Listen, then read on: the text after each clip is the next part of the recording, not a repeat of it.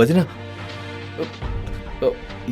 ఏం లేదు, నాన్నకు కాస్త డ్రౌజీగా ఉందంట, అందుకే రెస్ట్ తీసుకోమని చెప్పాను. నువ్వేమంటున్నావు? మామయ్యకి ఏమైంది? ఏం లేదు వదిన, రాత్రంతా నిద్రలేదు కదా, అందుకే అనుకుంటా. ఇంకో ముఖ్యమైన విషయం, ఎంత అవసరమైనా కానీ హాస్పిటల్ నుండి బయటికి రాకండి, లోపలే ఉండండి. అలాగేరా. ముందెళ్ళి మీ నాన్న కార్యం చేయి, అంతలోపు మీ ఇంట్లో ఉన్న వాళ్ళందరికీ కార్యం నేను ఏర్పాటు చేస్తాను.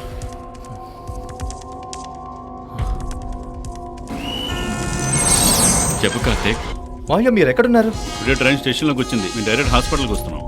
వద్దు, మీరు రాకండి, మీరు అక్కడే ఉండండి. అక్కడ స్టేషన్లో ఒక పోలీస్ బూత్ ఉంటుంది, అక్కడికి వెళ్ళి నా పేరు చెప్పి మీరు అక్కడే ఉండండి. నేను హాఫ్ అన్ అవర్లో అక్కడికి వస్తాను. కార్తీక్ ఎక్కడికి వస్తానని చెప్పాడు.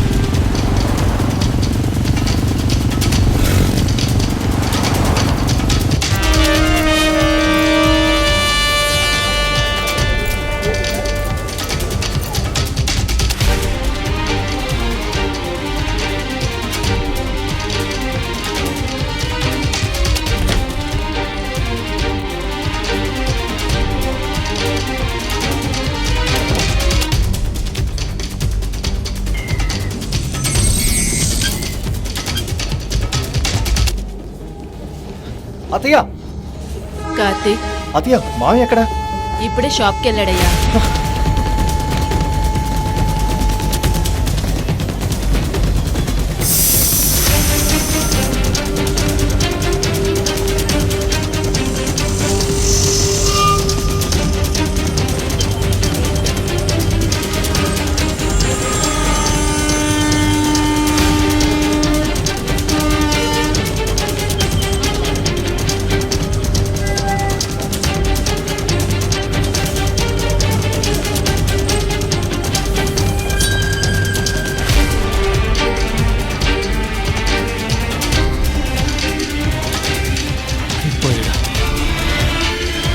చావు నా చేతిలోనే.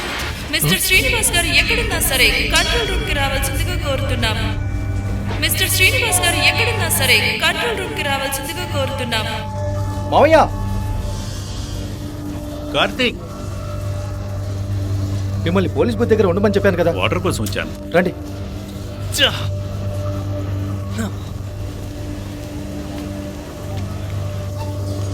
ఏంటి ప్రభా, వాళ్ళ నాన్న కార్యం చేస్తాడనుకున్నాను, ఎక్కడికి వచ్చాడు వీడు? వాడితో వాళ్ళ ఫ్రెండ్స్ కూడా వచ్చారు, మనం ఇక్కడే ఉన్నట్టు తెలిసిపోయిందా ఏంటి? అభిరామ్కి ఫోన్ చేయి.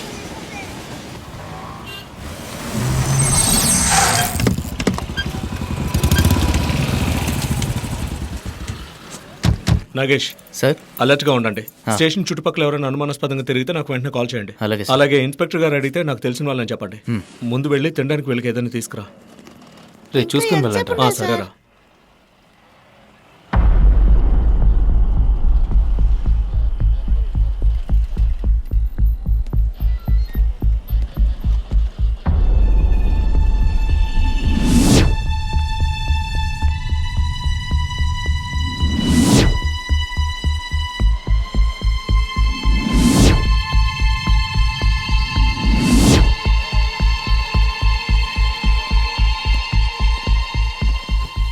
రే చిన్న, నువ్వేంట్రా ఎక్కడున్నావు? వీళ్ళందరూ పిక్ పాకెట్ కొట్టేవాళ్ళు సార్. వీళ్ళు చాలా మంది ఉన్నారు, మా కళ్ళలో పడకుండా తిరుగుతున్నారు. నిన్నే వీళ్ళందరినీ ఒక ప్లేస్ లో పట్టుకున్నాం. రేయ్, నీకేమైందిరా? మీ అమ్మగారు ఎక్కడా?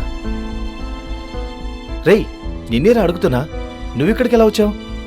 మీ అమ్మగారు ఎక్కడరా? రేయ్, అడుగుతున్నారు కదా, నోరు తెరిచి చెప్పరా, లేదంటే దెబ్బలు తింటావు. అలా ఇష్టం వచ్చినట్టు ఎవరు కొట్టలేరు సార్. రూల్స్ అండ్ రెగ్యులేషన్స్ అంటూ ఉన్నాయి నోరు కదా. మీరా